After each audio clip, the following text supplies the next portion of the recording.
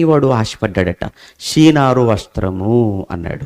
అంటే ఒక ఒక మంచి విలువైన మెరిసే ఒక కాస్ట్లీ ఒక బట్ట, ఒక గుడ్డ, ఒక వస్త్రం. అది చూసిన తర్వాత వాడికి అనుకున్నాడు, ఎట్టి పరిస్థితుల్లో ఈ వస్త్రాన్ని ఇందులో వదిలేయకూడదు, దీన్ని చాలా జాగ్రత్తగా సైడ్ చేయాలనుకున్నాడు. తర్వాత చూస్తే ఆ తర్వాత ఏం ఆశించాడు అని అక్కడ మనం చదువుకుంటామంటే, చిన్న ఏమంటే ఒక వెండి, కొంత 200 తులముల వెండో ఏమో ఆశించాడు.